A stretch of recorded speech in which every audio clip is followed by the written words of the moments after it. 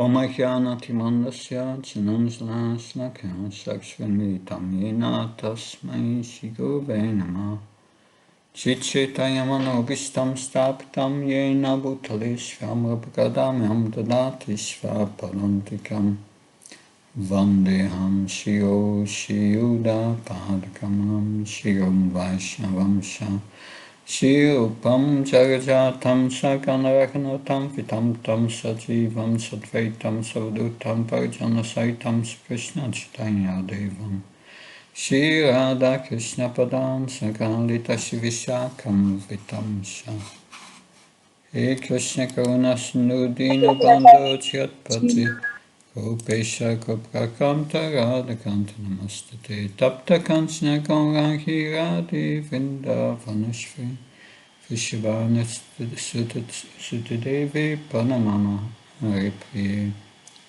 Vanchakalpta Vishakri Prasinda Abhiyai Visa Padmam Pavanabhyo Vaishnavyo Namam Jaya Shri Krishna Chaitanya Prabhu Nityananda Shri Advaita Gadadhar Shivasadi Gaura Bhaktavinda Hare Krishna Krishna Krishna Hare Hare Hare Ram Ram Ram Hare Hare Namo Vishnu Padaya Krishna Vastaya Bhutale Shrimati Bhakti Vedanta Swami Namini Namaste Saraswata Devi Gauravani Pracharini Nirvishesha Sunyavada Paskachai Dasatarani. Hare Krishna, today we will continue discussing chapter 17 until the end. First we will hear about sacrifices and austerities in the modes.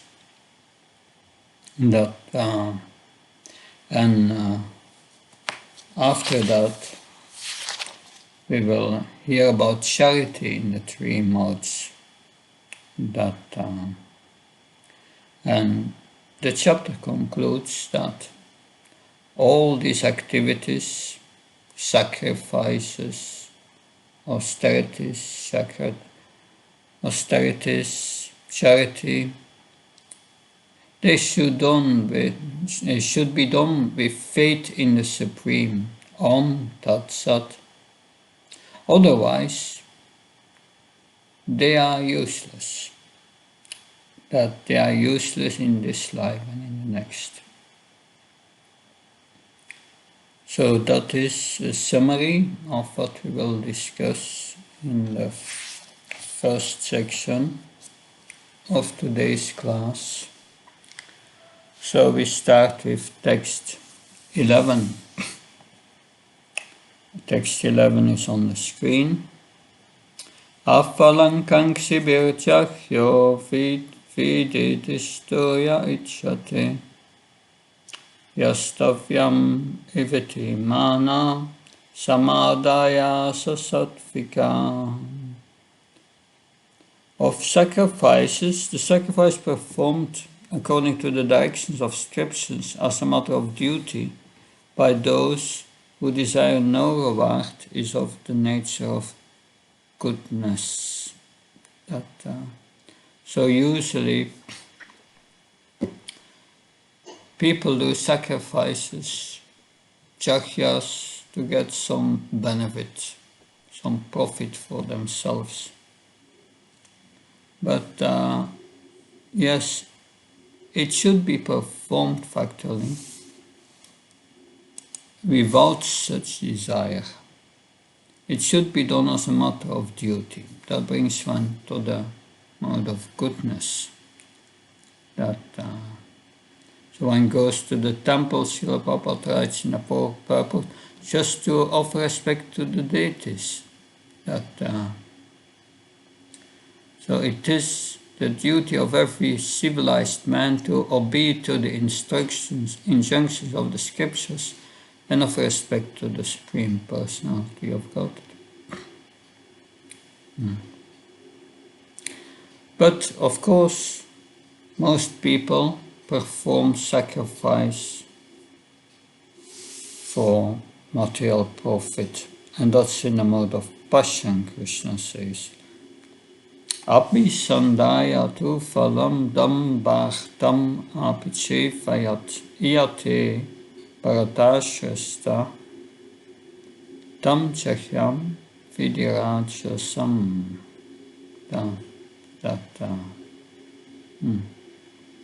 They do it for material benefit, but the sacrifice performed for some material benefit or for the sake of pride or achieve or bharat, you should not be in the mode of passion. So, yes. And some they want elevation to heavenly planets. It's a material benefit. So, that we know, we have heard before in the 14th chapter, only in the mode of goodness can one see things as they are. Mode of passion and ignorance means attachment and aversion and identification with the body. And that's very dangerous. Text 13. Vidinam ashishtanam mantrainam adakshinam shadam virahitam chahyam tamasam parishakshate. So this is verse. Any sacrifice performed without regard for the directions of the scriptures, without distribution of prasadam, spiritual food, or without chanting of Vedic hymns and remunerations to the priests, and without faith, is considered to be in the mode of ignorance. So without faith, Srila Prabhupada says, faith in the mode of darkness is actually having no faith.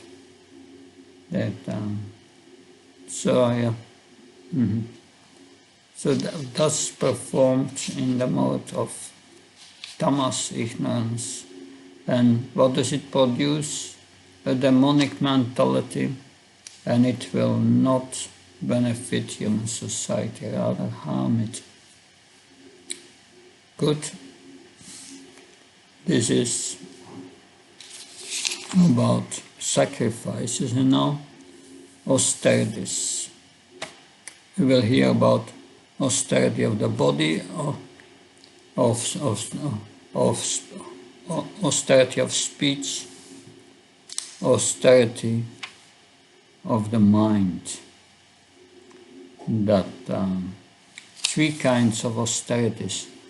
And we can learn a lot also as devotees performing these three kinds of austerities. First is austerity of the body. Devat vyagro prahya puchanam sachamaryavam brahmacharyam aimsam sariram tapauchate. Austerity of the body consists in worship of the Supreme Lord, the Brahmins, the spiritual master, and superiors like the father and mother, and in cleanliness, simplicity, celibacy, and non-violence. So, worship of the Supreme Lord, the Brahmins, and the spiritual master. So, every morning we do in the temple Guru Puja. Should do that at home also. That's worship of the spiritual master. So these should be given proper respect. One should practice cleansing oneself externally and internally, and he should learn to become simple in behavior. Sex is sanctioned in the scriptures only, in marriage, not otherwise. That is called celibacy. These are penances and austerities as far as the body is concerned. Srila Prabhupada says, worship of the superiors like father, mother, that I've seen that in India, coming from the airplane, and the mother is on the airplane and is treated by her sons, and they touch their their feet, that out of respect. So respect for elders and for parents, very important. This is dwindling today, that respect. Yeah. So, and in cleanliness, simplicity, celibacy and non-violence, that austerity of the body, cleanliness, that we learn how to do puja, that before you touch anything, your hands should be clean. Before we eat, our hands should be clean. Simplicity. Yeah. Learn to become simple in behavior, Srila Prabhupada said. Straightforward, simple. Celibacy means no sex life unless he marries for the procreation of children. And non-violence. We don't kill even an ant unnecessarily. So these are the austerities of the body. That now, austerity of speech. 15. Anut vihakaram pakyam satyam priyaitam sayat svatyaya abhyasnam sheva vanmaram tapa uchate. Austerity of speech consists in speaking words that are truthful, pleasing, beneficial, and not agitating to others, and also in regularly citing Vedic literature.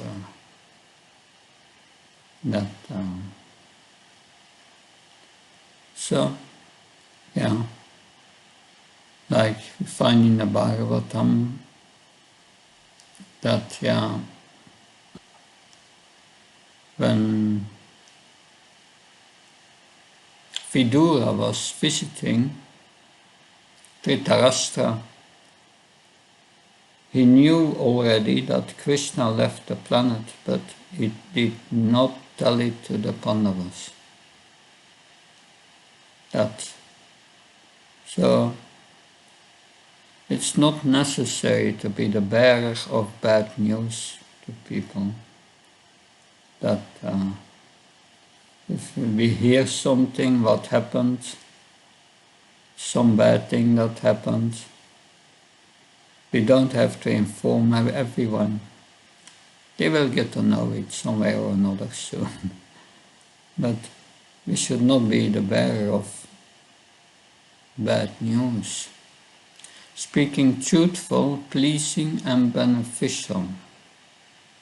Beneficial. Not being truthful and pleasing. Not always easy. That sometimes the truth is not palatable. But we must be careful not to agitate others. That austerity of speech, regularly reciting Vedic literature. That's a very good practice. Reciting verses, reading from the scriptures every day. That's very good. So Srila Prabhupada writes in the purport, one should not speak in such a way as to agitate the minds of others. So, of course, when a teacher speaks, he can speak the truth for the instruction of the student, but such a teacher should not speak to those who are not his students, if he will agitate their minds. An important instruction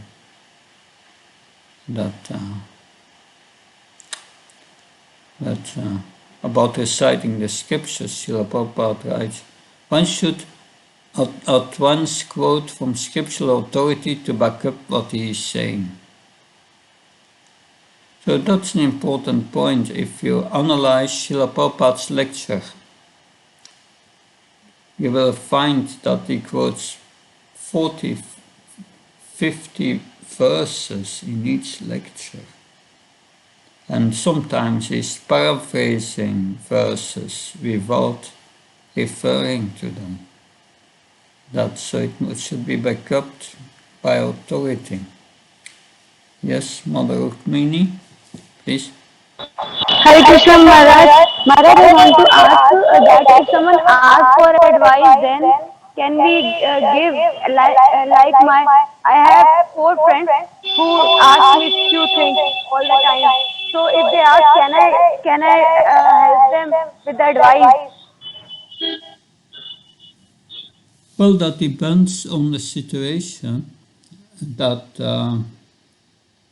you can help them with advice, but first there is your motivation. What's the purpose of helping them? Is it to help them to advance in spiritual life? Yes, Maharaj. So that's the first question.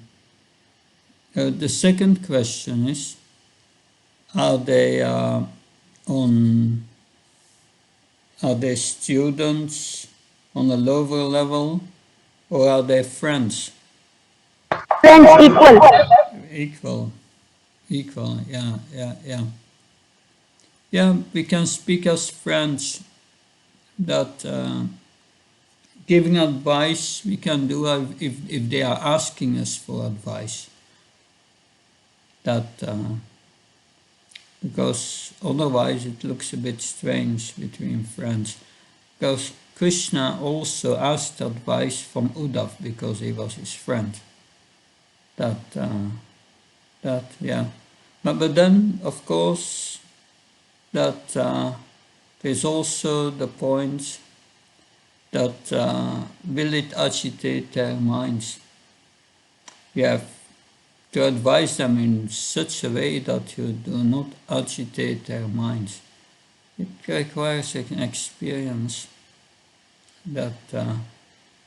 and if your advice is according to scriptural authority and you don't agitate them or not too much, then would be okay. Thank you, Maharaj. Maharaj, it's like we are performing spiritual life, but still we have so many material things like family, this and that, children, husband, household things. So they ask for these things, but of course, if they are not well, they are not able to perform their spirituality nicely. So they ask this. So is it okay to give advice, no, Maharaj?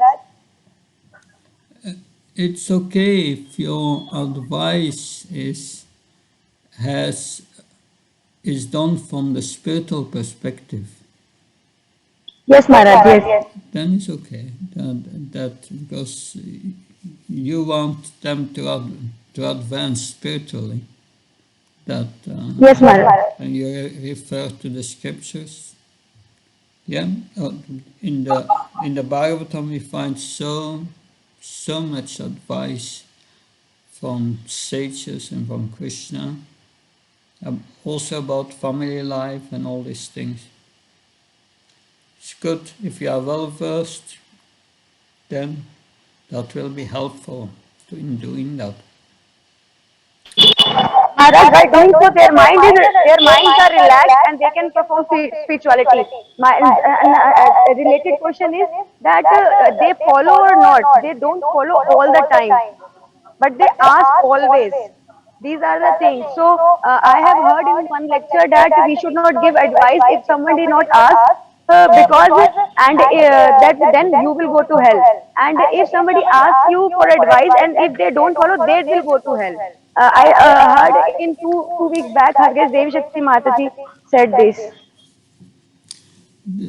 Krishna says at the end of the Bhagavad Gita, we will hear that in the 18th chapter, that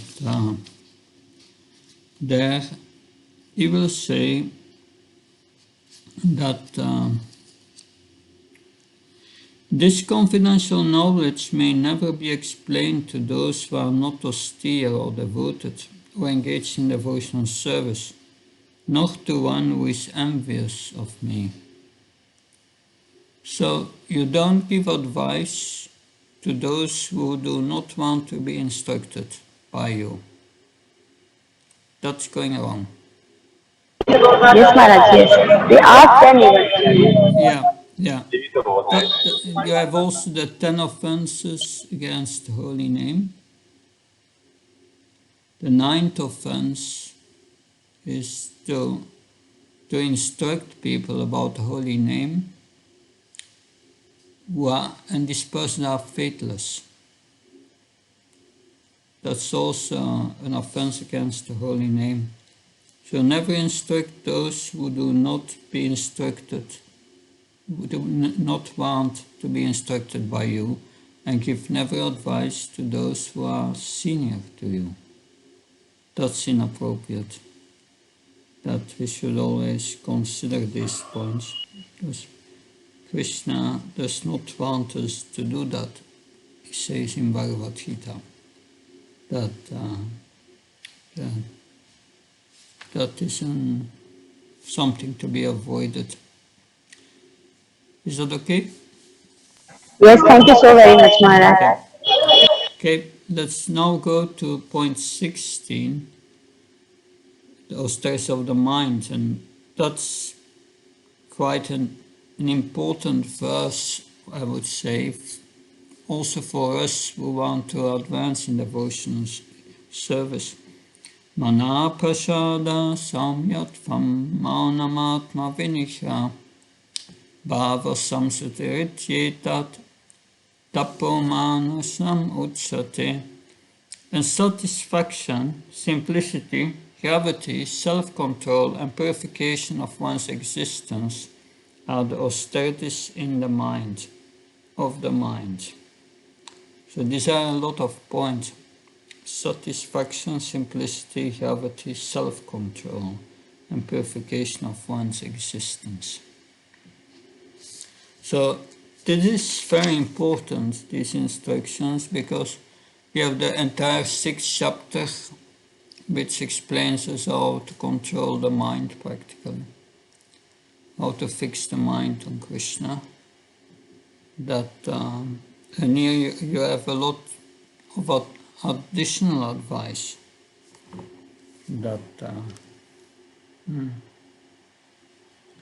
So the austerity of the mind is factually to be fixed in Krishna consciousness. And fixed in Krishna consciousness and think of the welfare of others. That will lead to satisfaction, simplicity, gravity, self-control and purification of one's existence. So these are effects of practicing Krishna consciousness. And these are the austerities of the mind. Now that to make the mind austere, one must be detached from sense gratification. So we should be detached from sense gratification. Therefore, it's good to fast on Ekadashi, to become a little more austere, and to give up that attachment. And also your mind should be trained in such a way to think always of the good of others. Like Prahlad Maharaj, in the 5th canto, we have the prayers of the residents of Jambudvip,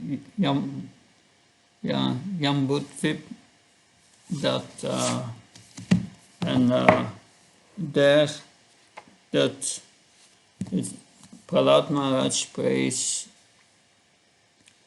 let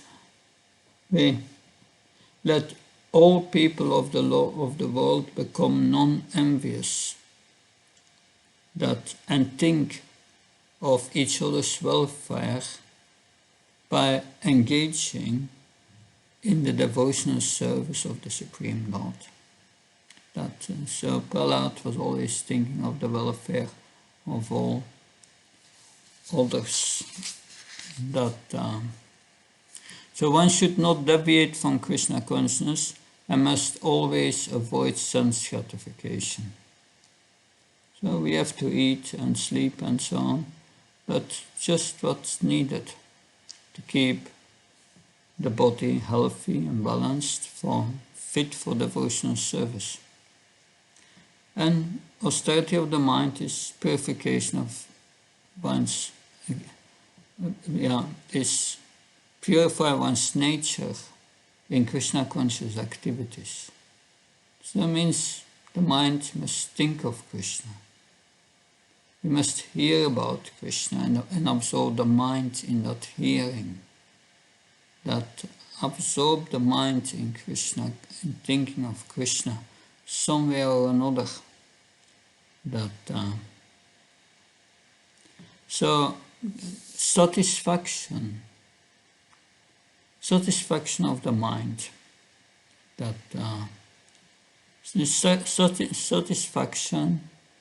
Real satisfaction of the mind comes when the mind is absorbed in Krishna. But it means also satisfaction of the mind. I've been put in a certain situation by my previous karma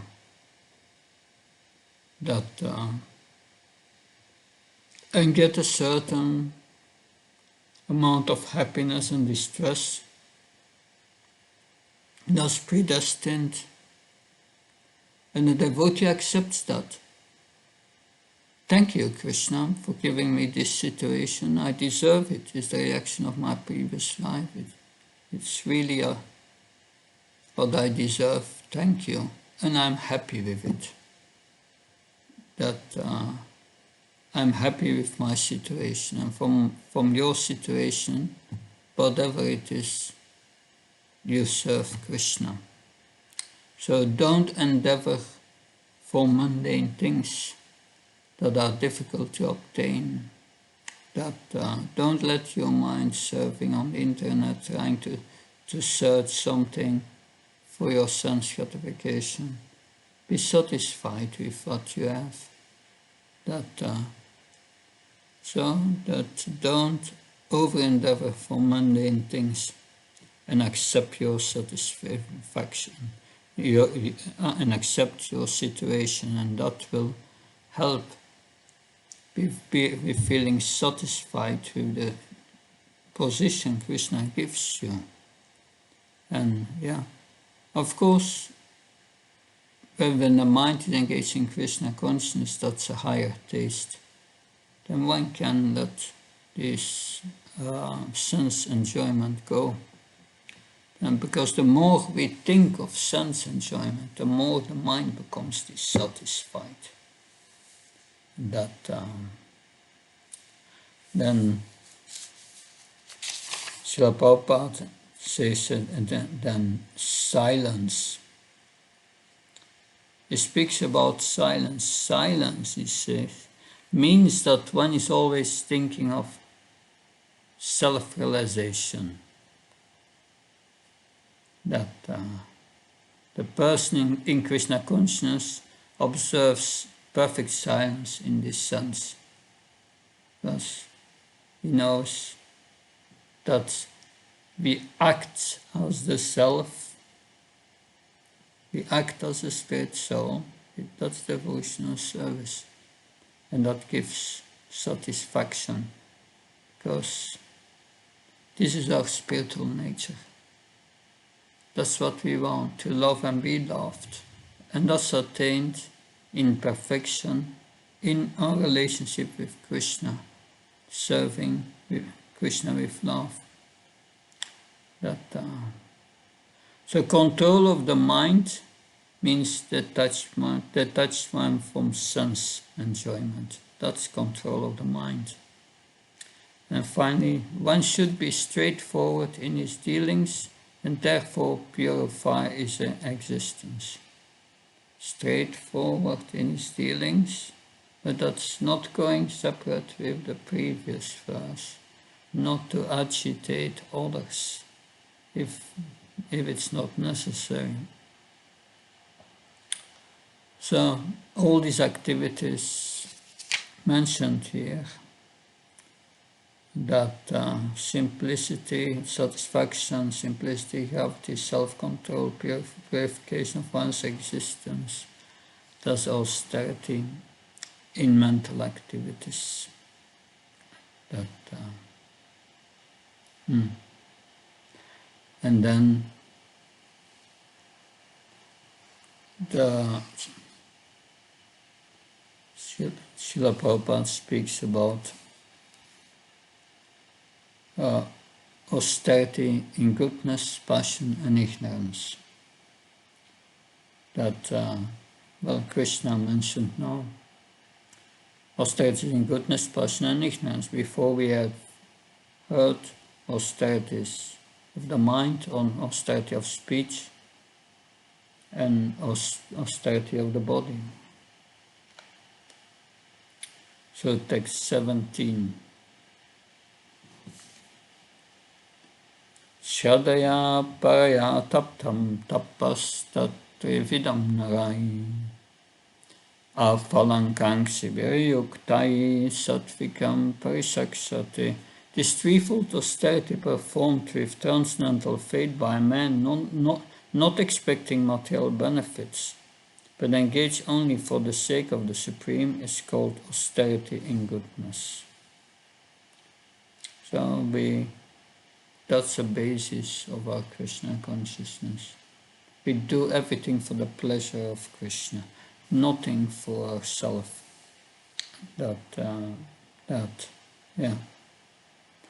That is pure devotional service. If it's done with devotion for Krishna. Here it is said out of duty, for the sake of the Supreme, as more neutral, that we do it out of duty, in our duty in the Varnashram, and Varnashram is meant for Aritoshanam, but it's not yet with devotion out of duty. But it's in the mode of goodness. That, of course, there are also penances or austerities in the mode of passion. That's verse 18. Satkara manapojahtam tapodambena sevayat kriyate tatiha pruktam rajasam chalam atruvam.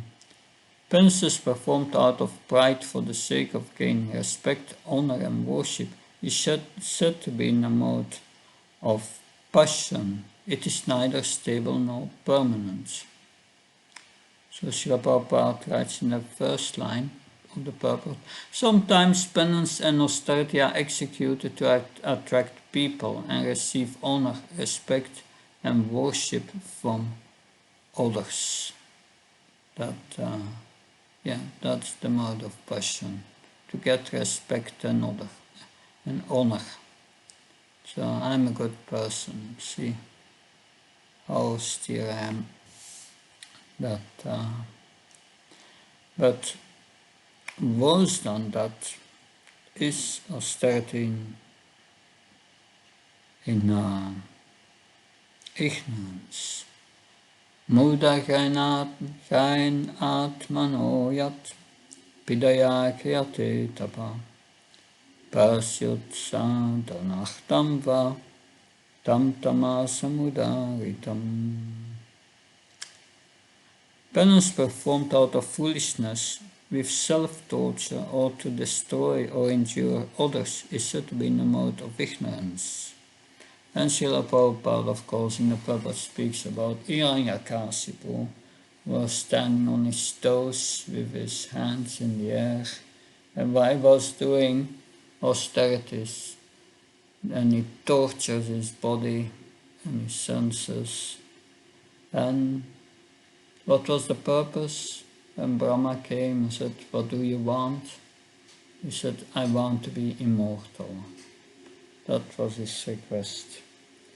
And that it was a foolish request, because, yes, Brahma said, I'm also not immortal.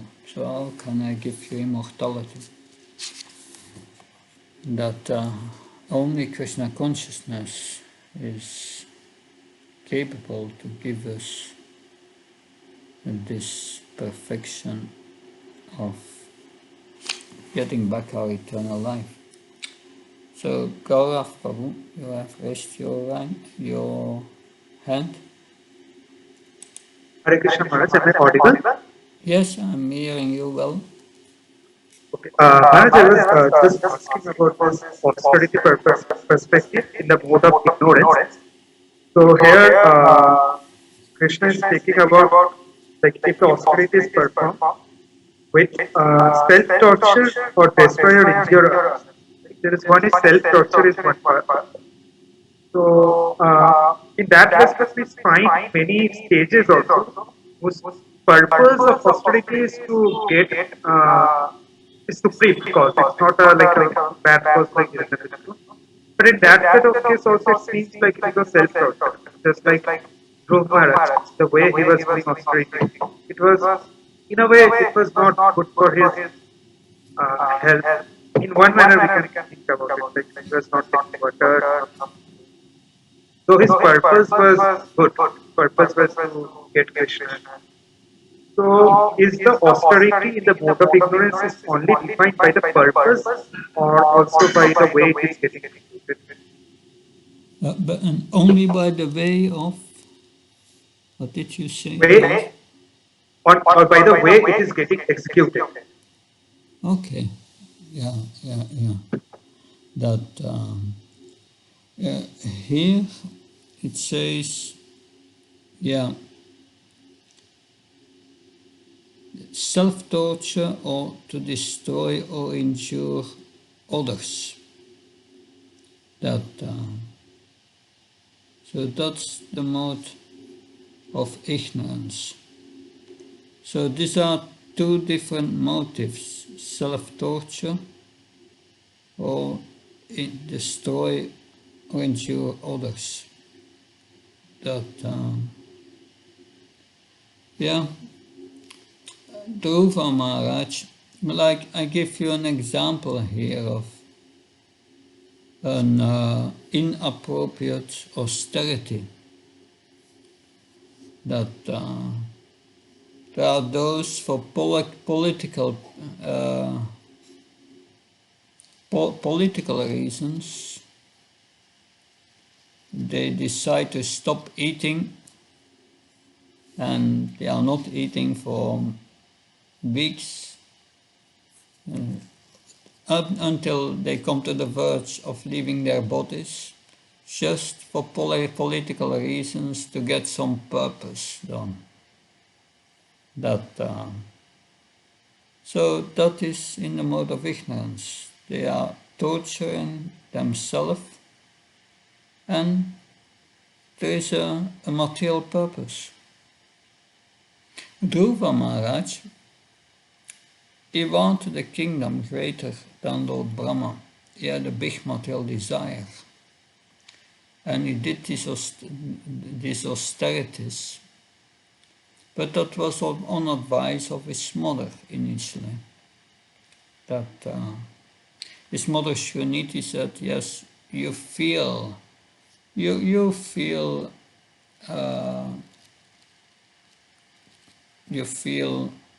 hurt by your stepmother,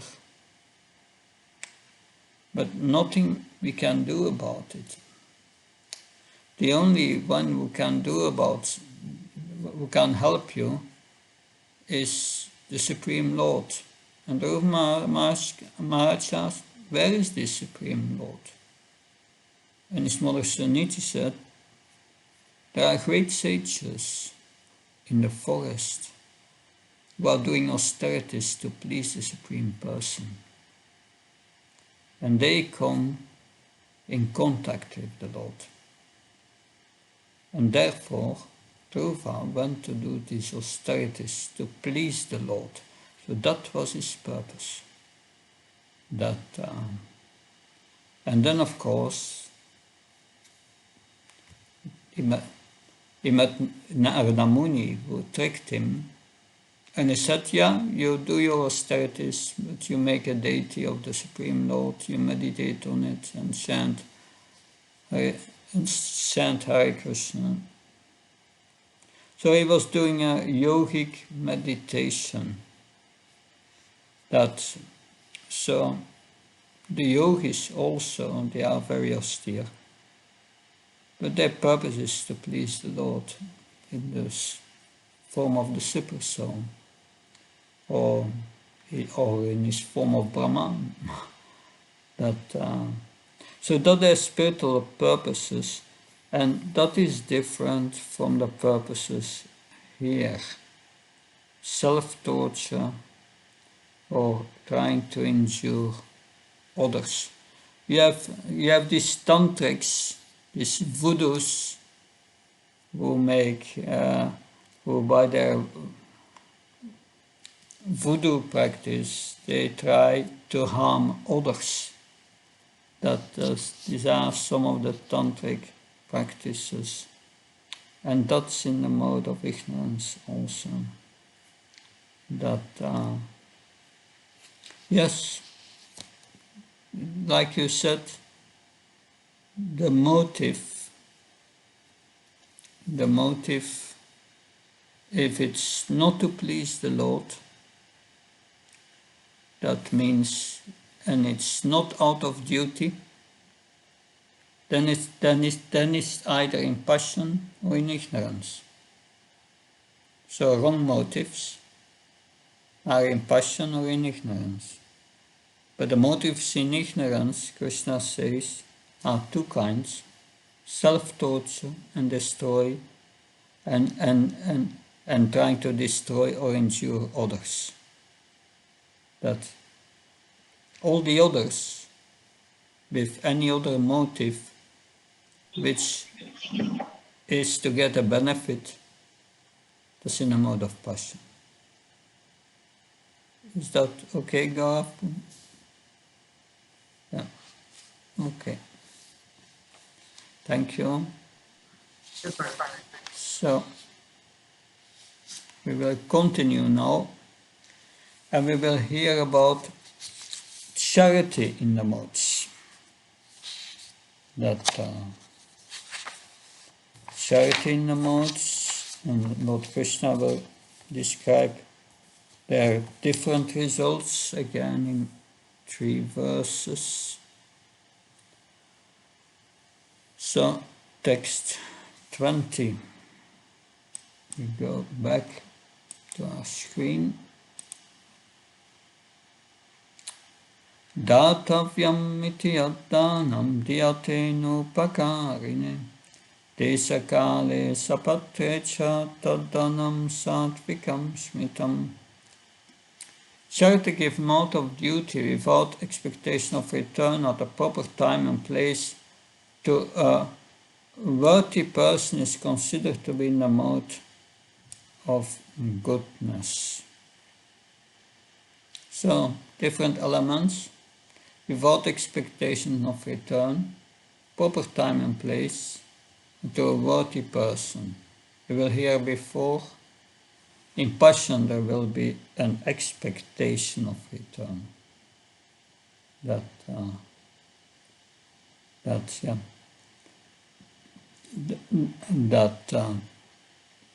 And it's done because it's done for fruitive results.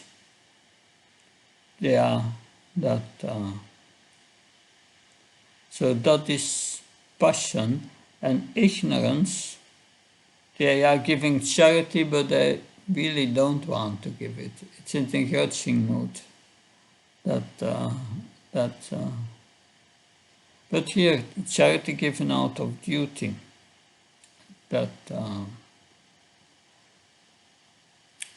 So, in the purport, Srila Prabhupada writes here, in the Vedic literature, charity given to a person engaged in spiritual activities is recommended. So, to a worthy person is a person engaged in spiritual activity. There is no recommendation for giving charity indiscriminately. Spiritual perfection is always a consideration, therefore charity is recommended to be given at the place of pilgrimage and at the lunar and solar or solar eclipses, or at the end of the month, or to qualified Brahmins or Vaishnava devotee, or in temples. Such charity should be given without consideration of return. Charity to the poor is sometimes given out of compassion, but if a poor man is not worth giving charity to, then there is no spiritual advancement. In other words, indiscriminately, charity is not recommended in the Vedic literature. So it should not be just given to everyone, but to a worthy person, which Srila Prabhupada describes as those who are engaged in spiritual activities. That, of course, you can also give to beggars, but if you give to beggars, then, yeah, there may be not spiritual benefit, but no spiritual benefit. That,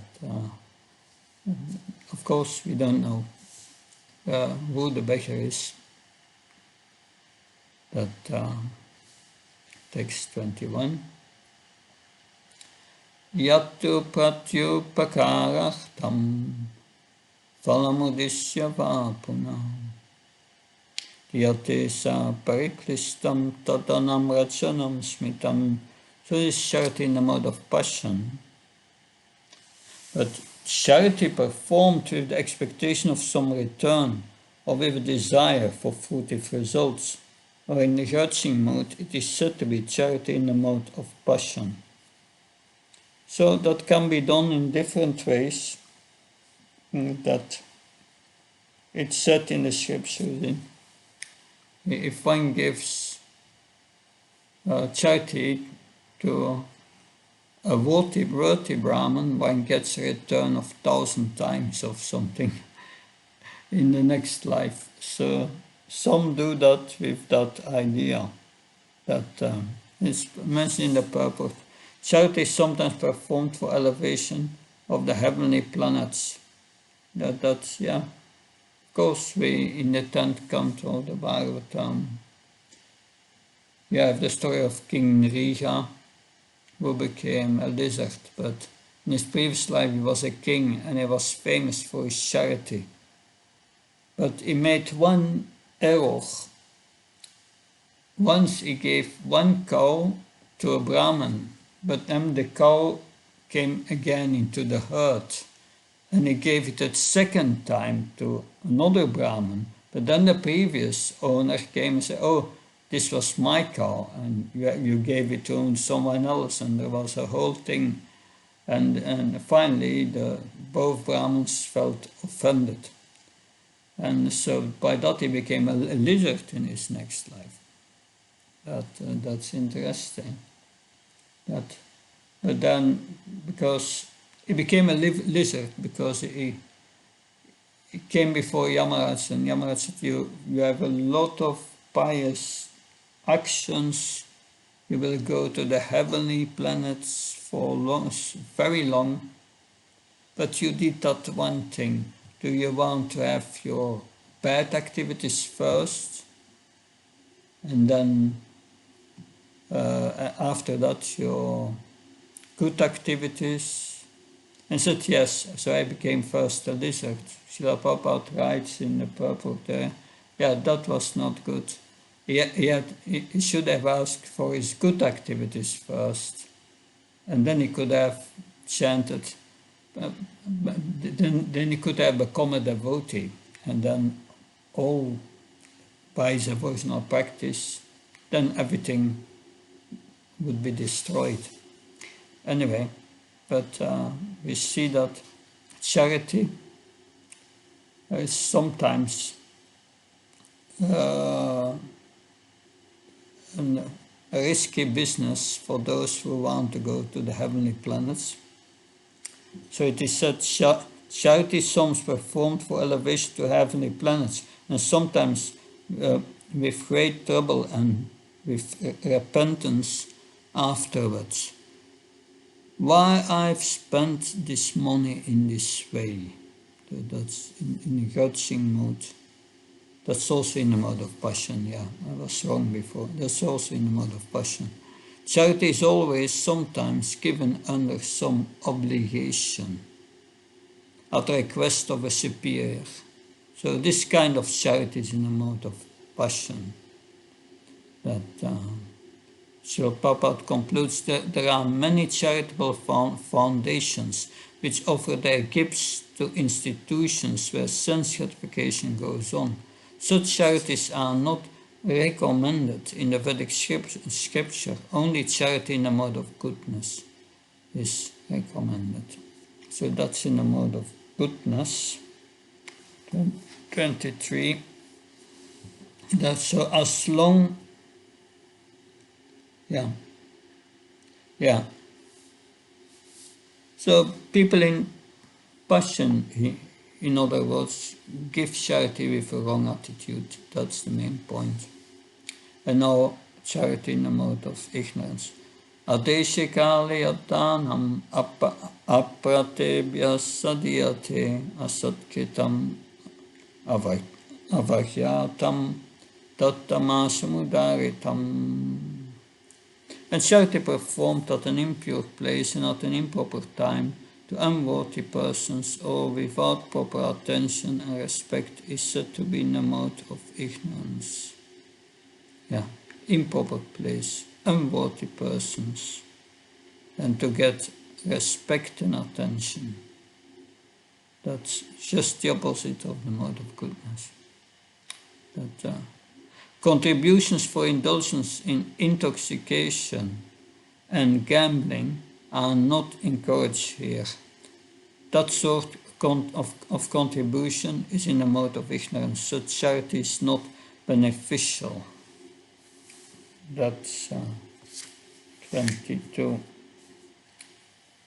But now, after having explained sacrifices in the mode, austerities in the mode, charity in the mode, now Lord Krishna is going to make a very important point at the end of this chapter.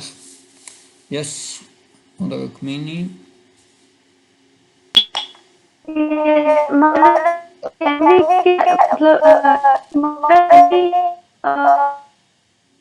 devotees? Okay, need to think before we that, or if you want to give, or question is what is it to give everybody Mahaprasad without thinking?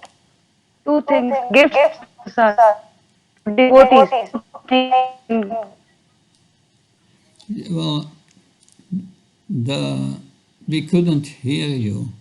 It's broken up. And I heard a few words, Mahaprasad, but further I can't make anything of it. Can you repeat it again? I hope the connection gets better. Audible now? That's better, yeah. Oh. Okay. Seems... Maharaj, am I audible? Yes, sure. That's better. Oh, yes. Maharaj, I'm saying that I'd like to give Maharaj gifts today. Should we think forgive? Or second question, is it to give Mahaprasad to anybody or do we need to think anything? So is it okay to give Mahaprasad to anybody? Well, it depends that they wanted to give Mahaprasad to some rock star, not going to mention his name, but he spit on it, that was not good. So you have to be careful. There should be at least some respect, that some respect should be there. if they are going to disrespect the Mahaprasad, it's like disrespecting Krishna. So we have to be careful to be sure they are a little pious and they will accept it. Otherwise, we cause them to make offenses and then they are further away from taking up spiritual life. Is that okay? And Maharaj, if someone asks for Lakshmi, devotee asks for Lakshmi, is it okay to give, to help little Lakshmi? Well, If somebody needs. well, it depends on the circumstance. That if they are really in need of it, because if we speak about devotee, yeah, you have different kinds of devotees, beginners, new bhaktas, and those who are practicing for some time. So we have to discriminate between that. From some time, Maharaj. Yeah. So you must see what's their position in Krishna consciousness. If they are sincere and you are sure they will use that money well in Krishna's service, yes, why not? Does that help? Yes, Maharaj. Thank you, Maharaj. Okay. Text 23. Krishna brings it now to a conclusion and he starts of making a very important point. Om Tat Sat iti nirdesha brahmanastre vidashmita brahmanaste navedasha shakyasa vita pura.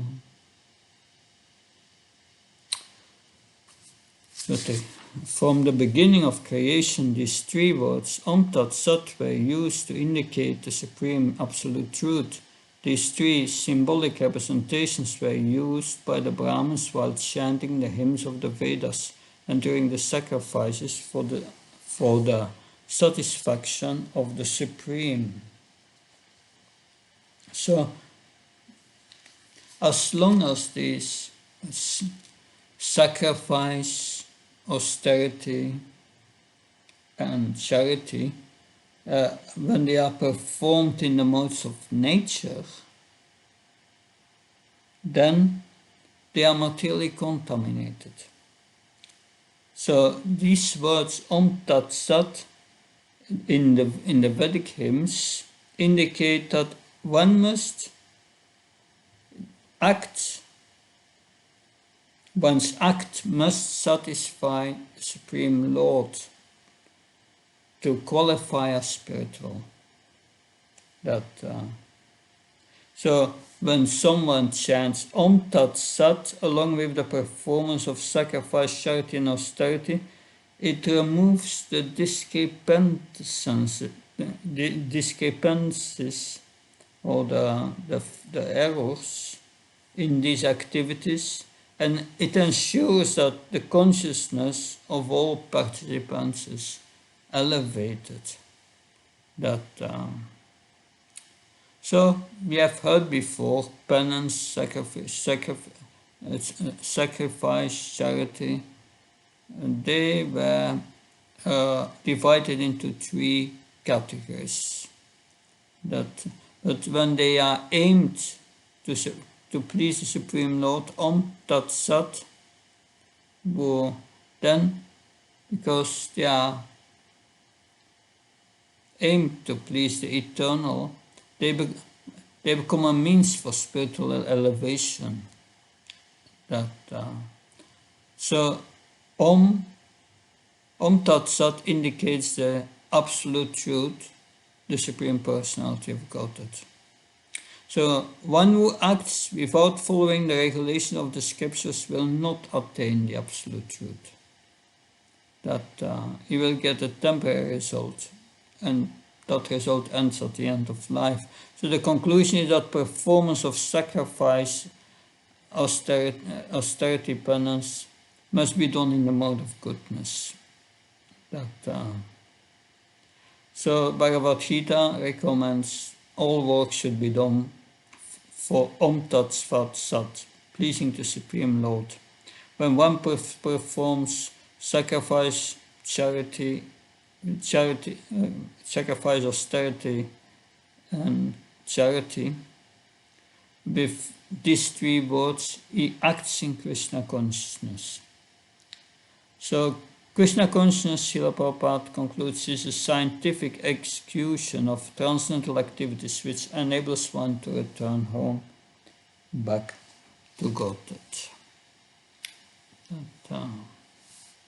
So now in text 24, the Lord will speak on Om, and then 25 Tat, and then he will speak about Sat in the next verse.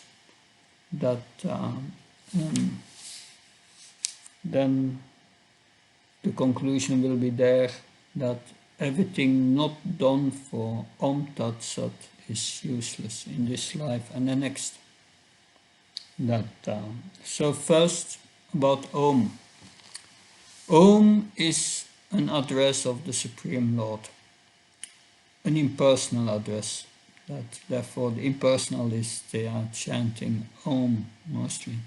Therefore, Tasmat Om Ityudaritya Chakyadanatapakaya Pavartante Vidanoktam Satatam Brahmavadinam. Therefore, transcendentalist undertaking performances of sacrifice, charity and penance in accordance with scriptural regulations begin always with Om to attain the Supreme. So the performance of everything on behalf of the Supreme Personality of Godhead assures perfection of all activity. And then, so Om indicates that one aspires to reach the Supreme. And then you have Tat. Tat ityanabi phalam chakatapakaya danam danakaya savivida kayante moksha kangshipi. It's here. Without desired fruitive results, one should perform various kinds of sacrifices, penance and austerity with the word Tat. The purpose of such transcendental activities is to get free from material entanglement. So Tat indicates the desire to get free from material entanglement. That's Tat. Then, purport. To be elevated to the spiritual position, one should not act for any material gain. Act should be performed for the ultimate gain of being transferred to the spiritual kingdom, back to Godhead. Back home, back to Godhead. And now the Sat. Sat. Sat bhave sadhu bhave cha. Satyeta sat ityeta prayuchyate. Pashasti karmani tata shakshabda parajuyate chakhe tapsidane chastiti sat iti sotyate karmacheva tadahtiyam sat ityeva vidiyate. So the absolute truth is the objective of devotional service, and it is indicated by the word Sat. The performer of such sacrifice is also called Sat, as are all works of sacrifice, permanence, penance and charity, which due to the absolute nature are performed to please the Supreme Lord or Son of Pritha. So the objective is Sat. Sat. And Sat indicates that one must act for Krishna consciousness or Sattva in the association of sadhus, or Satam, of pure.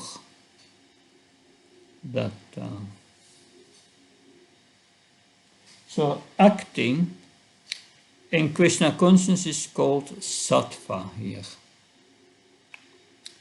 And one who is fully conscious of the activities of Krishna consciousness is called a sadhu. In the Srimad Bhagavatam 3.25.25, it is said that the transcendental subject matter becomes clear in association of the devotees. The words used is satam prasangam. Satam prasangam mama virya samvido bhavantrit karna sayana kata tatyosnata bhavarga varga vartmani shadaratya bhaktya anukramishati. One should discuss the very powerful pastimes of Krishna in association of the satam, the pure devotees, satam. And then, by hearing to the ears, it goes to the heart and is there relished. And then one is on the path of self-realization, when one's faith will turn into attraction to Krishna, and one is on the path of liberation here. So satam, pure devotees, good association. So Krishna draws it to a conclusion. Ashadaya utam datam tapastaptam kitam sayats asatit yuchate partha nasatat pretyanoya. Having done a sacrifice, charity and penance without faith in the supreme ocean of Prita is impermanent. It is called asat, and is useless both in this life and the next. So anything done without transcendental objective, whether it be sacrifice, charity or penance, is useless, Srila Prabhupada writes.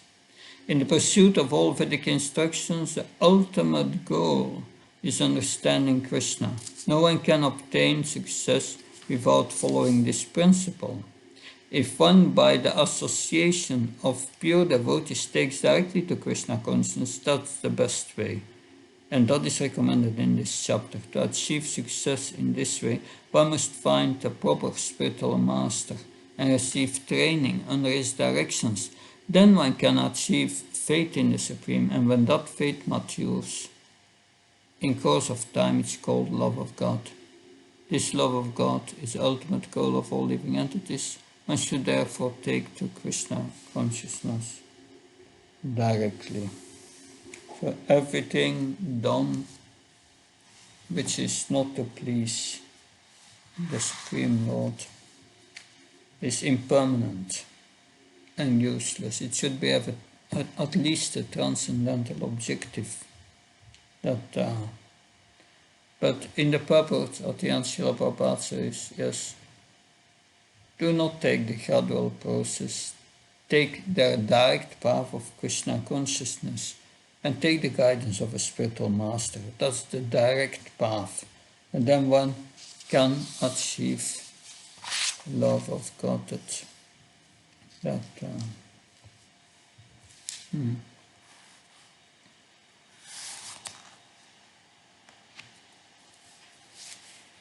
So, of course, what we heard, there are different points we could discuss that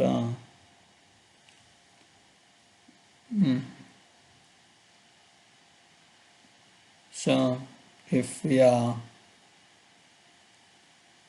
known as mostly our temples are known as charities, are registered as charities. Charity usually means feeding the hungry, going against poverty, helping the homeless, the disabled, doing cancer research and so on. But here we have a spiritual objective, and we should not forget that spiritual objective. Like in the temple in Vrindavan, in the afternoon they serve khichdi, But first there is the chanting together of Hare Krishna, Krishna Krishna, Hare Hare, Hare Ram, Ram Ram, Hare Hare. So we should not forget this spiritual objective. That's, yes. And also the Vedas teach mostly this gradual path of first elevation to goodness by performing activities in goodness. But Krishna says here, he recommends you take direct to devotional service. That the objective is Tat Sat, pleasing the Supreme Lord. That's the best charity. The best charity we can give in Krishna consciousness. Now, I end with a few references that we go here.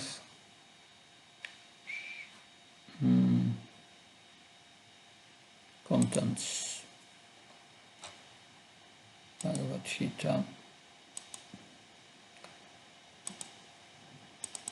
So, Tadati pradihrinanti kuyamakyati pritchati bhunte bhojyate shiva satvidam priti lakshagram.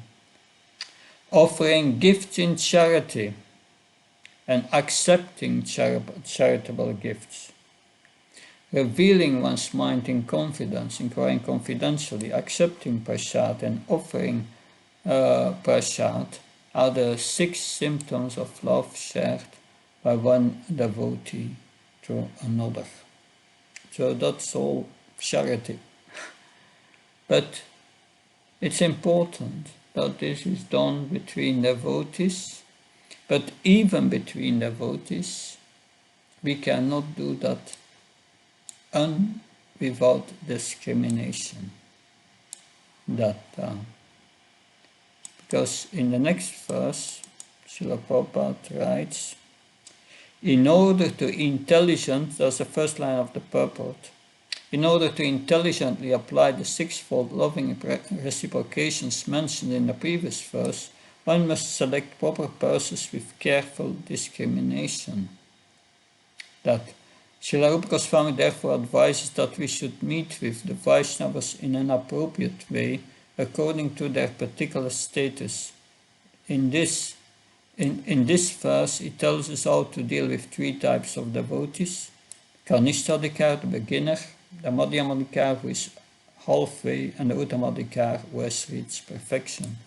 So, Srila Prabhupada says here to give charity, even between devotees, you must know who is advanced and who is not advanced. Like the charity to revealing one's mind. One does not reveal one's mind to a beginner. One reveals one's mind to one who is superior or equal. So that these points are also there in Nectar of Instruction, that we must know, even between devotees, who is advanced and not advanced. That, and there's also etiquette, that so many points to learn. So, we will stop here. Now, the time is, let's see, it's 13 past 8. That let's resume at 8:25. 25. That's in 11 minutes, and then we will start discussing the first verses of chapter 18. So see you soon.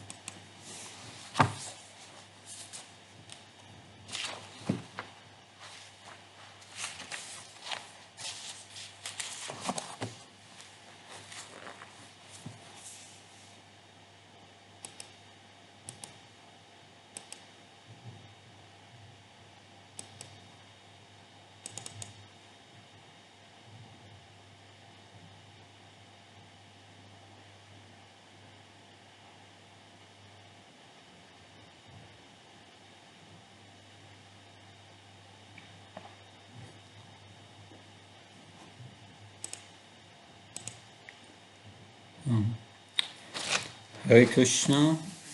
So before going into chapter 18, I would like to read Prabhupada's purport from Srimad Bhagavatam 2 to 17. At the end, he speaks about charity. I was thinking maybe that's interesting to hear what Srila Prabhupada writes here about charity.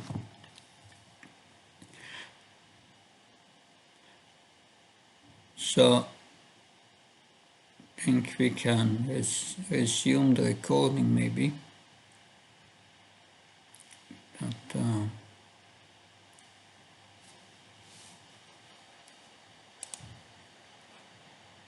Recording in progress. okay.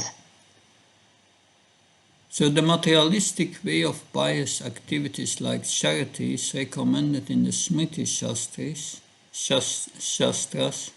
as quoted by Srila Vishwanath Chakravarti Thakur. Money given in charity to a suitable person is guaranteed bulk bank balance in the next life. Such charity is recommended to be given to a Brahmin. If the money is given in charity to a non-Brahmin without Brahminical qualification, the money is returned in the next life in the same proportion. If it is given in charity to a half-educated Brahmin even, then the money is returned double. If the money is given in charity to a learned and fully qualified Brahmin, the money is returned 100 and 1,000 times. And if the money is given to a Veda Paraga, one who has factually realized the power of the Vedas, it is returned by unlimited multiplication. The ultimate end of Vedic knowledge is realization of the personality of Godhead, Lord Krishna, as stated in Bhagavad Gita, Vedasa Sarvayameva Vidya. There is a guarantee of monies being returned if given in charity regardless of the proportion. Similarly, a moment passed in the association of a pure devotee by hearing and chanting the transcendental messages of the Lord is the perfect guarantee for eternal life, for returning home back to Godhead.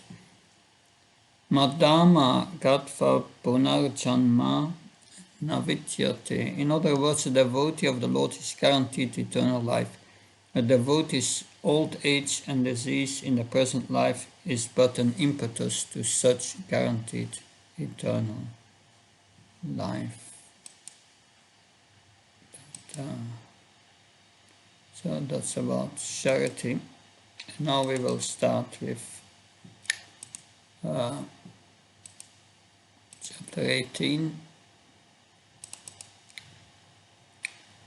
So we are starting with chapter 18. Factually, the Bhagavad Gita ends at 17th chapter at the end. At the end, yeah. But Krishna gives a summary again in the 18th chapter. And this summary will naturally conclude that one should practice devotional service.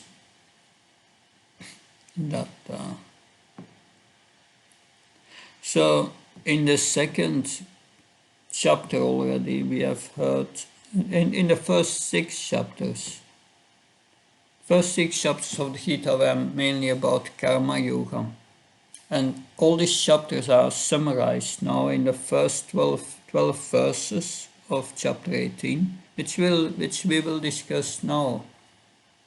And then in the next chapter, the next section from 13 till 25 and so on, there the jnana section is repeated. That we will hear again about the modes and so on. That And then afterwards, Krishna is going to conclude the Gita and will give us 3 levels of confidential knowledge. And the highest is surrender to Krishna. Man mana bhav mat bhakto. Think of Krishna. Become his devotee. So, first, we will now look at the first 12 verses that, and verse 1, Om Namo Bhagavate Vasudevaya Arjuna Vacha Sanyasyasya Mahabhavo Tattvamichami Veditum Tyagasya Sarishkesha Pritakesha Nishudana. So Arjuna said, O mighty armed, I wish to understand the purpose of renunciation, tyag, and the renounced order of life, sannyas, O killing of the Kesha demon, master of the senses. So, tyag and sannyas. What is tyag? What is sannyas? Lord Krishna will explain that in the next verse. So in the purport, Srila Prabhupada explains that in every chapter, Lord Krishna stresses that devotional service unto the Supreme Personality of Godhead is the ultimate goal of life. The same point is summarized in the 18th chapter as the most confidential point of knowledge. In the first 6 chapters, stress was given to devotional service. Yoginam api sarvasham. Yes, that's the end of chapter 6. Yoginam api sarvasham mathinantrachmana pachnam bhajate yomam nami yuktatamo mata. The yogi is one who is united in love with me within the heart.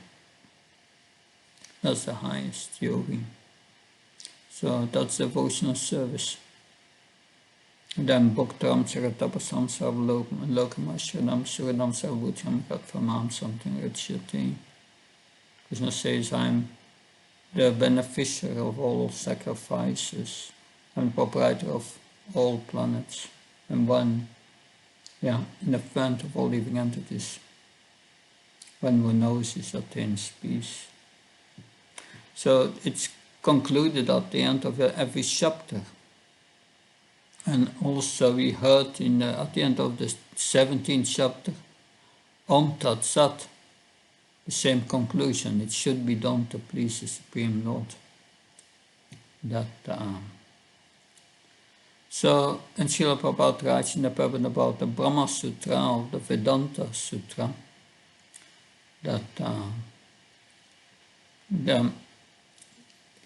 because Vedanta Sutra is 4 books, and the first book is factually about Sambandha Jnana, understanding who we are, Aham Brahmasmi, and who Krishna is, and what our relationship is. And the second and the third book of the Vedanta Sutra is about Abhideya Jnana, how to act in that relationship. And the fourth book is Prayojan, the goal, love of Krishna. So Arjuna wants to clarify the 2 distinct subject matter of Bhagavad Gita, namely renunciation, tyag, and renounced order of life, sannyas. Thus he's asking the meaning of these 2 words. So in previous chapters, the purpose of life was indicated to be renunciation and attainment of a transcendental position above the 3 modes. Arjuna wants to clarify this matter, and he wants to know what's this renunciation, tyag, and what is sannyas, the renounced order of life. And Lord Krishna replies in text 2. He said, Shri Bhagavan Vacha Kamyanam Karmanam Nyasam Sanyasam Kavayo Vidusa Sarva Karma Phalatyakam Parushtyasam Vishaksana.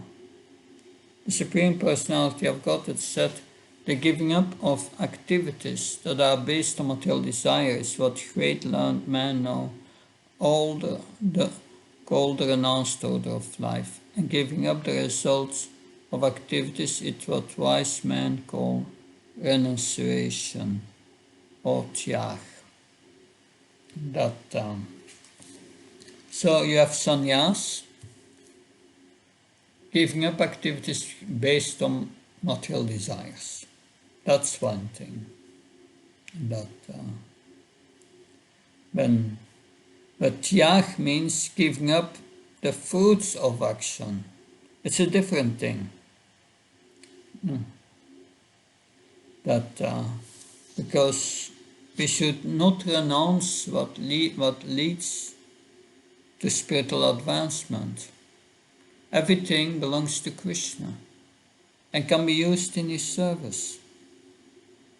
So it's not that we say we are renounced. I don't want this. No, I want this to be used to use it in the service of Krishna. And we will hear in Act of Devotion, that's perfect renunciation. Understanding that we don't have attachment to things in this world, but we know they belong to Krishna, and therefore we want to use them in Krishna's service. And that's perfect renunciation, that knowing that Krishna is the owner. And therefore we should use everything in the service of Krishna. And so acting, this tyag means that one is giving up the results of one's activities. I give the results to Krishna. And that is what devotional service is. So the tyag is better than sannyas. Sannyas means giving up the material desires. Material desires. I don't want to do things for myself.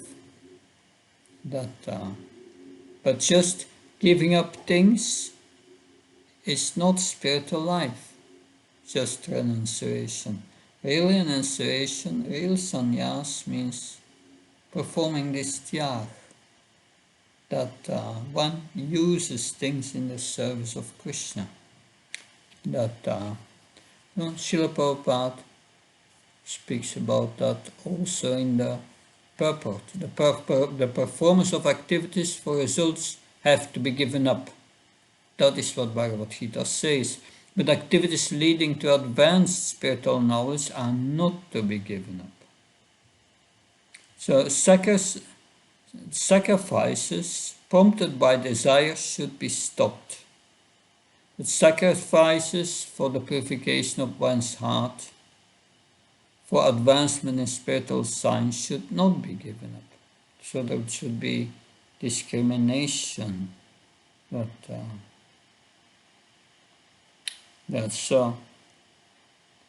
we have these two definitions: sannyas, giving up activities based on material desire.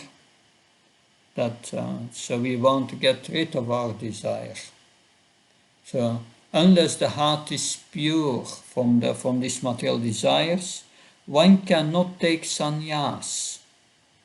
Therefore, to take sannyas, one must be practically free from these material desires. Otherwise, Krishna said, it will be troublesome.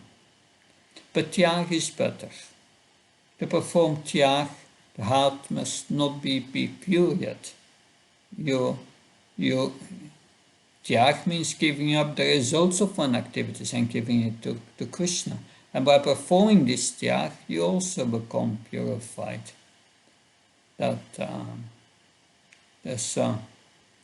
one should desire to purify one's heart. That desire is not to be given up. Good. Text 3.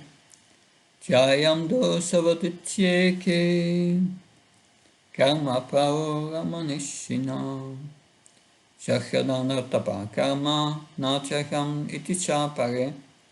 Some learned men declare that all kinds of fruitful activities should be given up as faulty, and other sages maintain that acts of sacrifice, charity and penance should never be abandoned. That,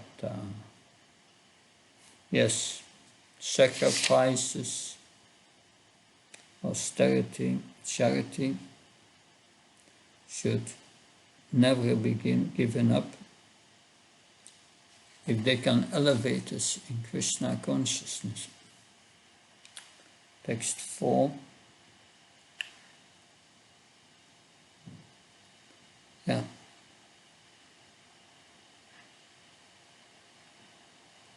Yeah, but verse 3 says here that there are two kinds. They say that some sages say that all fruitive activities should be given up. Yes. While others say that sacrifice, charity and penance should never be given us. That because sacrifice, charity and penance helps us to progress. If it helps us to progress spiritually, it's very beneficial.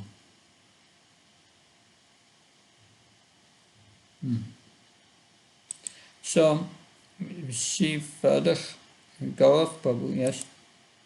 You want to say something, please? I just want to ask, is this two things are totally opposite? Like both are in line. I can't understand you. Can maybe.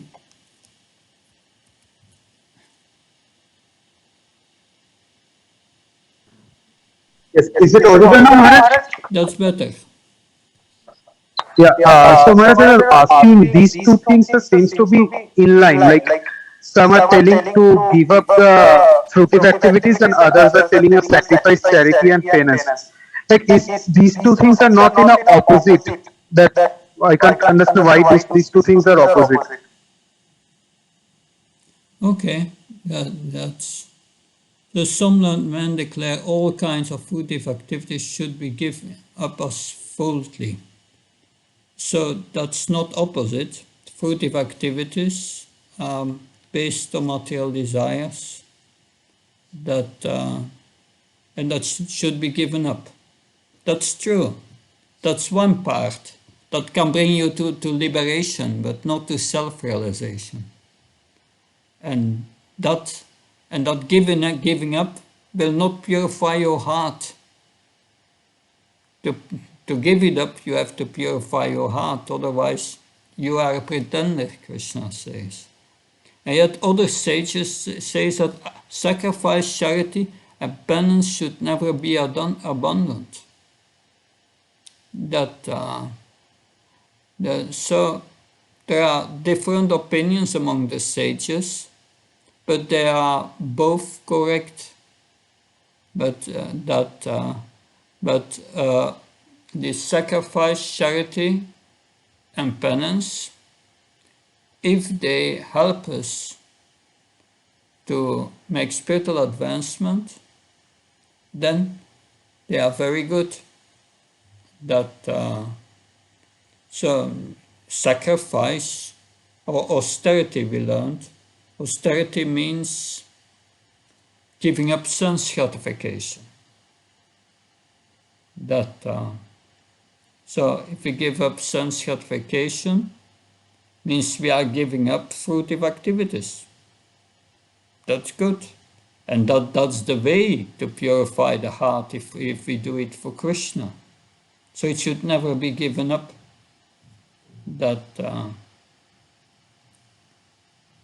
Of course, Srila Prabhupada writes a purport here, and that gives another view on it. There are many activities in Vedic literature which are subject of contention. For instance, it is said that an animal can be killed in a sacrifice, yet some maintain that animal killing is completely abominable. Although Animal killing in a sacrifice recommended in the Vedic literature. The animal is considered to be killed. The sacrifice is not considered to be killed. The sacrifice is to give a new life to the animal. Sometimes the animal is given a new animal life after being killed in the sacrifice, and sometimes the animal is promoted immediately to the human form of life. But there are different opinions among the sages. Some say animal killing should be avoided, and others say that for a specific sacrifice it is good. All these different opinions on sacrificial activity are now being clarified by the Lord himself. So we will hear Krishna's opinion now. Yes, Gaurav? Okay. So we will hear now Krishna's opinion in text 4, that and he says, Nisyam Shinameta Tra Tyagi Bharata Satama Tyago I Purusha Vyagra Trivida Samprakirtita. O best of the Bharats, now hear my judgment about renunciation, O tiger among men. Renunciation is declared in the scriptures of 3 kinds. So now he will explain this renunciation, that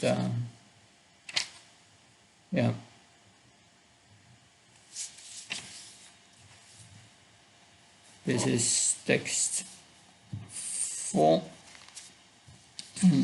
We will hear now text 5, that and thus Krishna's opinion, Chakya dana tapakarma natyakam karma nevatat Chakya danam tapasheva pavanani manishinam.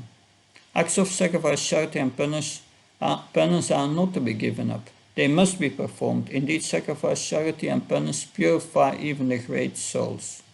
So that's the point. The sacrifices, charity and penance, as explained in the previous chapter, if done for Om Tat Sat, it will purify the great souls, even the great souls. So that's the way to become purified. Lord Krishna says that, of course, we are speaking here about karma yoga, but as usual, Srila Prabhupada, especially in his purport, like he did in the first 6 chapters, he equates karma yoga practically with Krishna consciousness. Because in its perfection, it is Krishna consciousness. Because we have heard in the 2nd chapter, Kamani Vatakarsti Mahaphalesh Kadachana, one must do one's duty without being attached to the results. So so one does one duty, no attachment to the result in the Varnashram system. That's the beginning of karma yoga. But then Krishna further explains that yat karus yat tasnas yat yos dadas yat tapasyas tukantya tat karushmamat arpanam. Whatever you do, whatever you give away, whatever charity you do it as a sacrifice for me. It says also, perform all sacrifices as an offering to me. So that's the next step. You do your work, not out of duty just, but you do your work and you give the result to Krishna. That's a higher level of karma yoga. And then a more higher level is, you do the activity, that is yat karos yat asnas, you do the activity itself for Krishna. And you give also the result to Krishna. And a higher level of karma yoga, when it becomes bhakti yoga, is you do the activity out of love for Krishna. And you offer the result out of love for Krishna. So that these are 4 different levels. It's all, and the first 3 is all karma yoga, and the 4th level is bhakti yoga. That's how Karma Yoga leads to Bhakti Yoga. And Lord Krishna also refers to that here in this summary. He says, yes, they must be performed, that these activities, that but it can be done on either of these levels.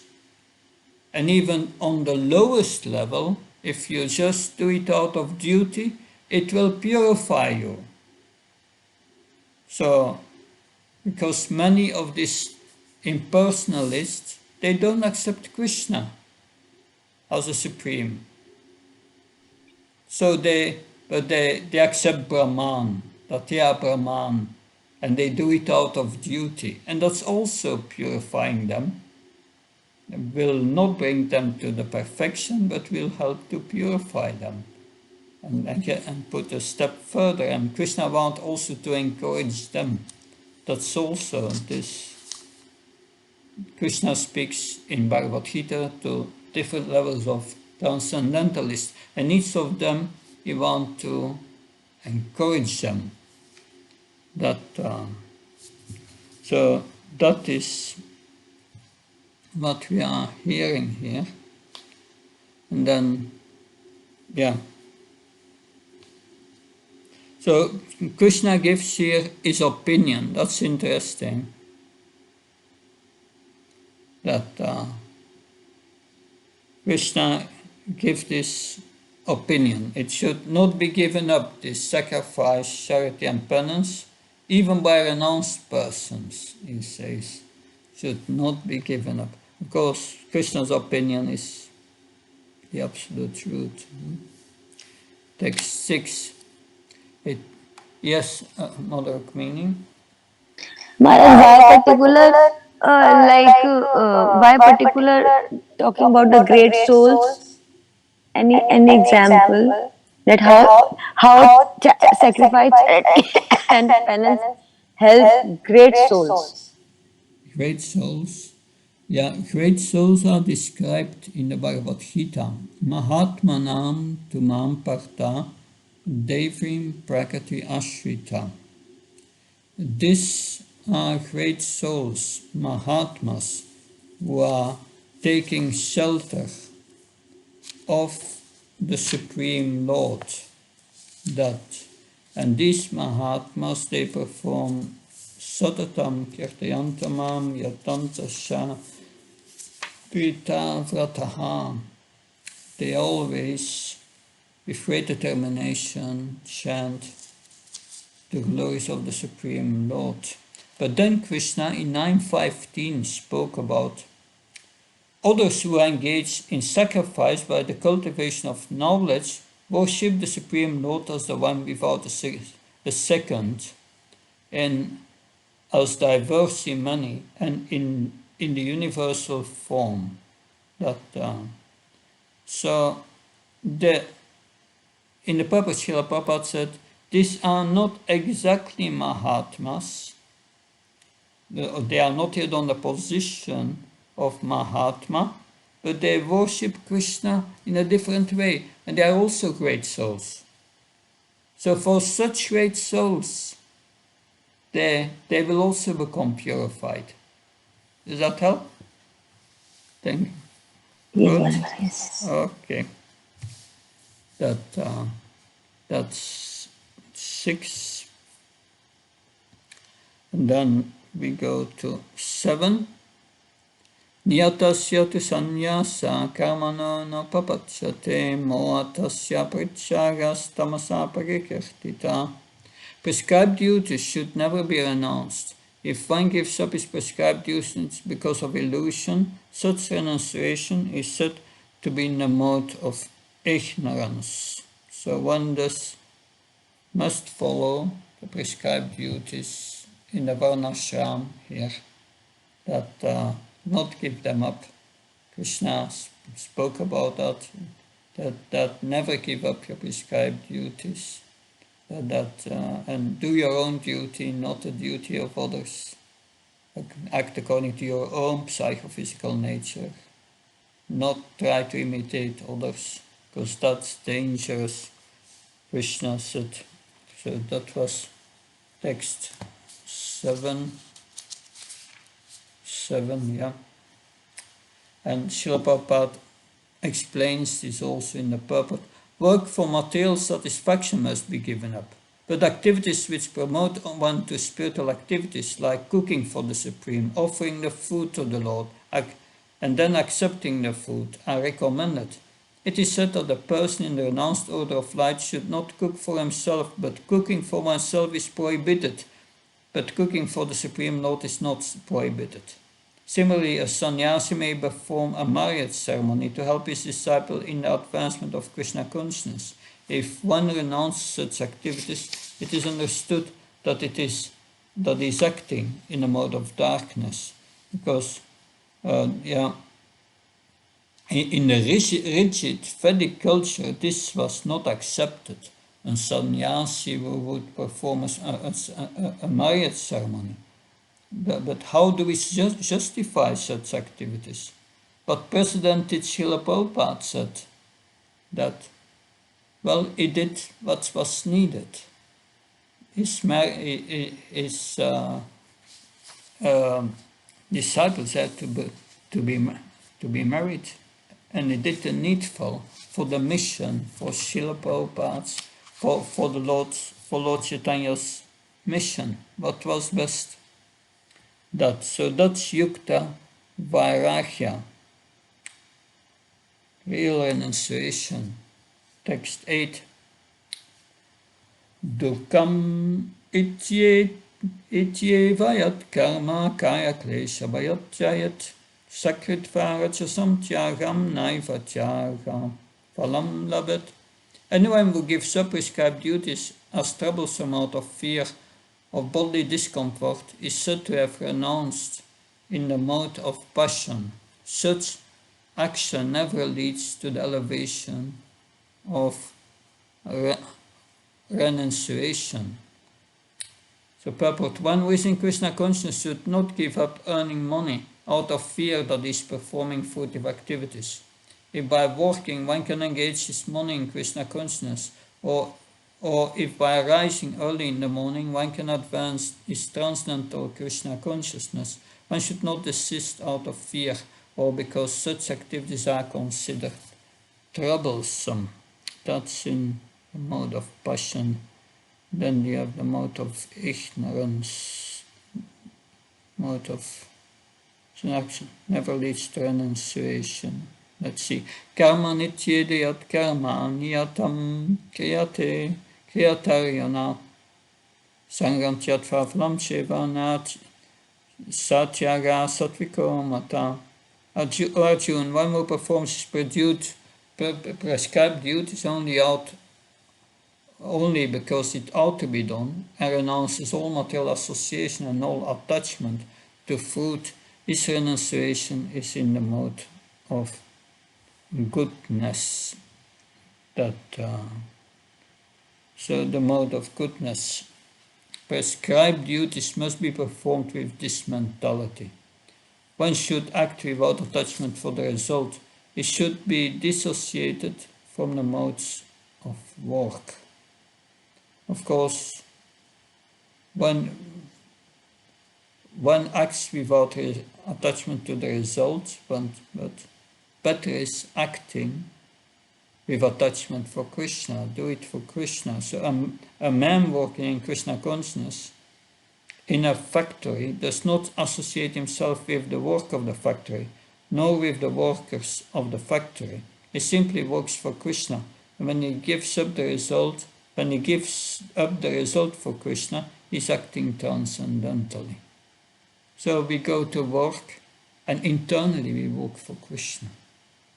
And we get a salary, we use it to buy bhoga and flowers for the deities, and we worship Krishna, that we turn our house in a temple. We work for the house, but it's a temple. We work for our family, but it are devotees. So by that, it becomes transcendental. text 10. Natvesta kusalam karma kusalena nuchayate tyagi sattva samavishto medavid china samsaya. The intelligent renouncer situated in the mode of goodness, neither hateful or of inauspicious work, nor attached to auspicious work, has no doubts about work. That's text 10.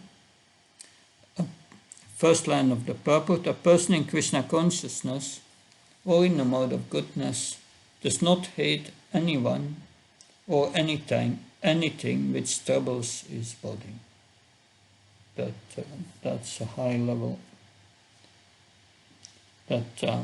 And now we will hear about real renunciation. Naideva brita sakyam tyakyam karmana sheshata yatu karma phalatyahi nasit nyatyarhit abhidiyate. It is indeed impossible for an embodied being to give up all activities, but here who renounces the fruits of action is called one who has truly renounced. So that's the tyag, renouncing the fruits of action, so that the tyag is better than sannyas. Sannyas, activities based on material desires, give them up. That's sannyas. It is said in Bhagavad Gita that one can never give up work at any time.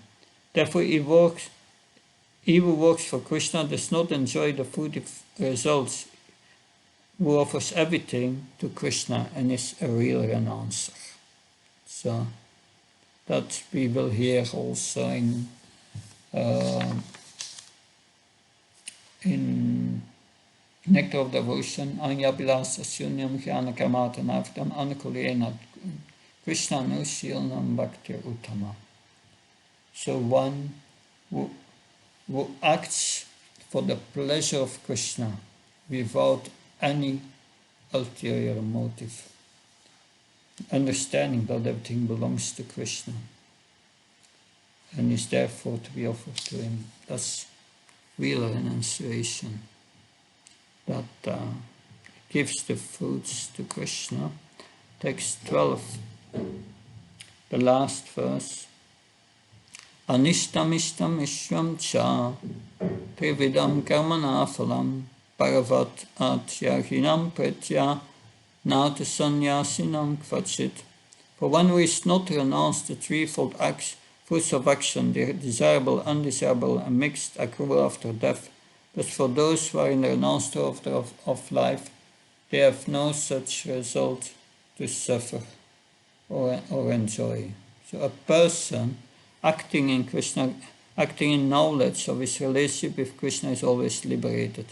Therefore, he has not to enjoy, to suffer the results of his acts after death. Therefore, acts in his knowledge of his relationship with Krishna.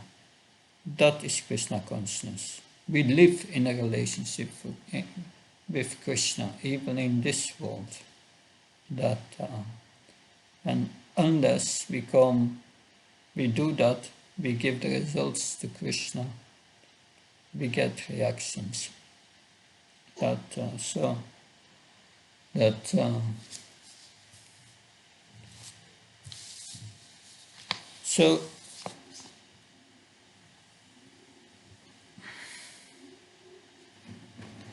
it is a comment on verse 3. I go back to verse 3.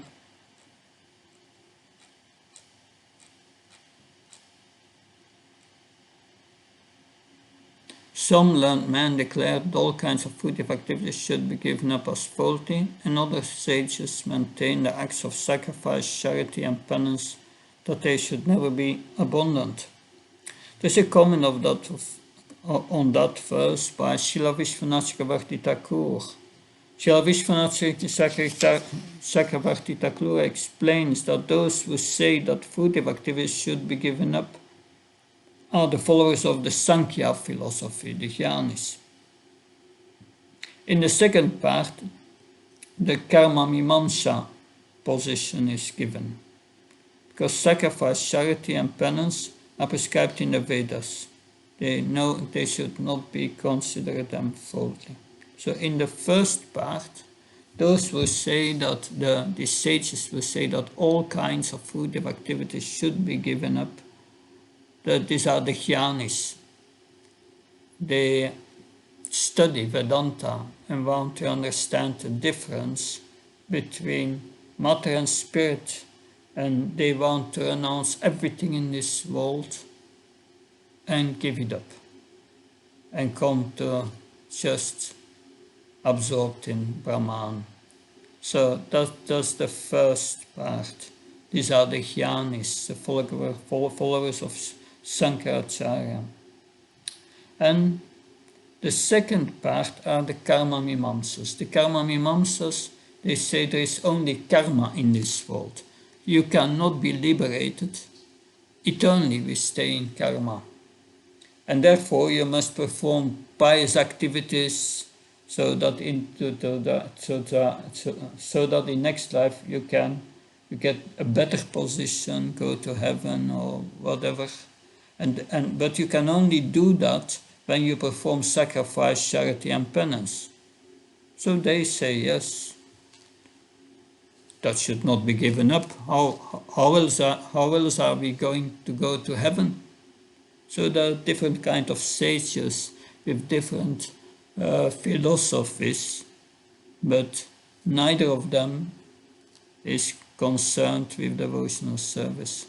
So these are lower levels of sages who are considering these things. So there are different things for us to learn in these verses. What is our attitude towards money with earning our livelihood? And what's our attitude towards our work? That's all explained here in these verses. That sannyasis and marriage, conducting marriage ceremonies, So everything that leads to Krishna consciousness should be encouraged.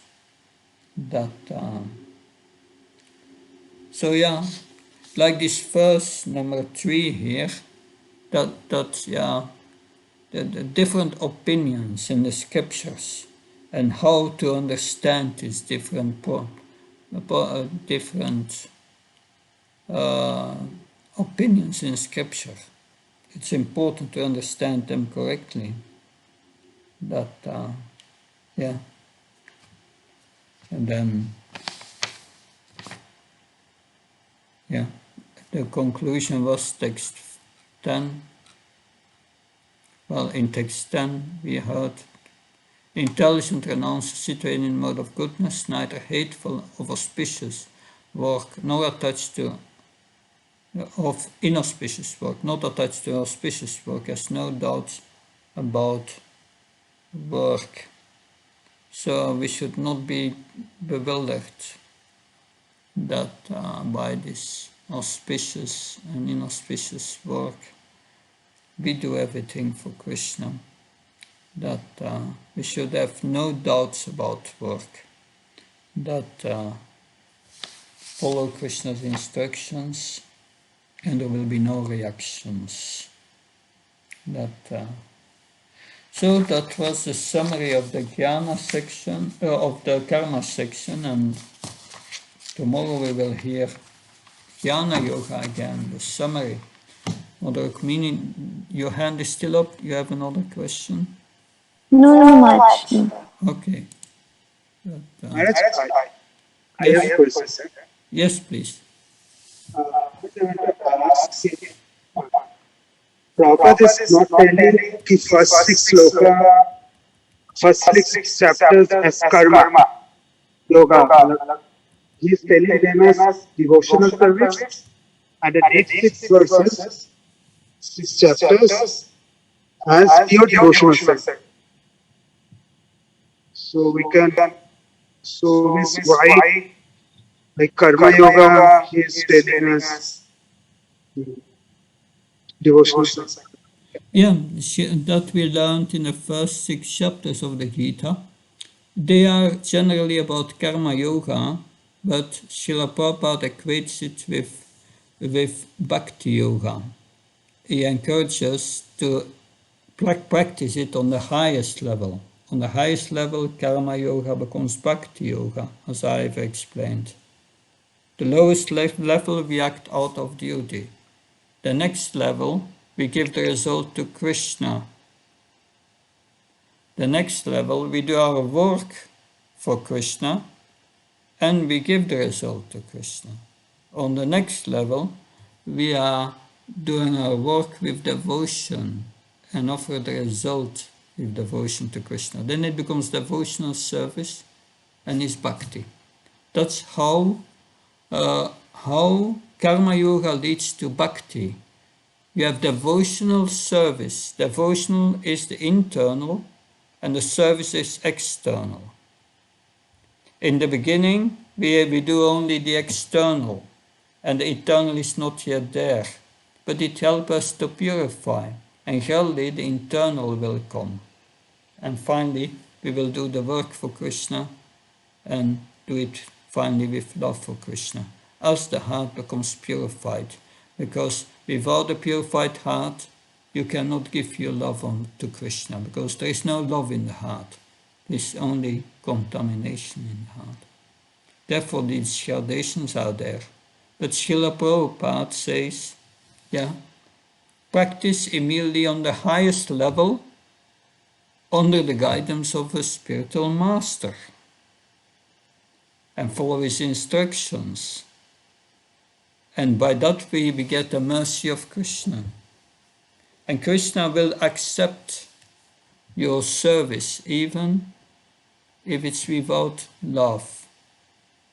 Because you on the condition you follow the Vaidisana Bhakti, the rules and regulations given to you by the spiritual master. If you follow the spiritual master's instructions, Krishna accepted as love. And then Dadami Buddhyogam Tam is purifying our heart. He accepted as love. And that's what Krishna, therefore Srila Prabhupada in the first 6 chapters, he equates karma yoga with devotional service. So he's telling us, don't be bewildered, go straight for the highest, the direct path. Don't take the indirect path. So that's because the lowest level is on the varnashram system. But there is no varnashram system. So we go to bhakti. Varnashram is to be developed. Because many cannot come to that highest level. That is, they can practice devotional service for some time, but because the attraction to the material energy is too great, many fall back. Therefore, we need to develop varnashram also. But in the beginning, that was not a priority. First, establish Krishna consciousness all over the world and get everything to bhakti. Also, another reason why Srila Prabhupada does that is that many editions of Bhagavad Gita, they are written by impersonalists or by yogis and so on.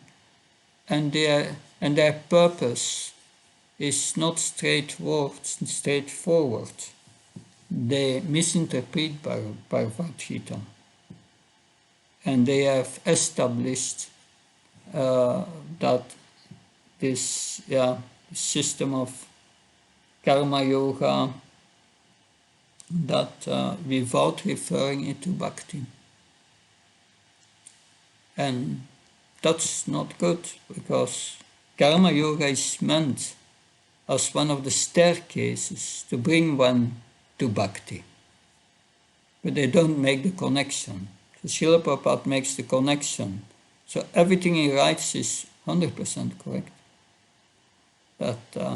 That's the purpose of the Gita, to bring us to Bhakti. But the verses are written in such a way that Krishna also wants to encourage the impersonalists. That's Krishna. He wants to encourage everyone, even those who do not direct accept him as the Supreme Personality of God. Does that help? Good. Yes. Okay, something else? Good. Then we continue tomorrow. Thank you. Thank you. Hare Krishna, Jai Prabhupada.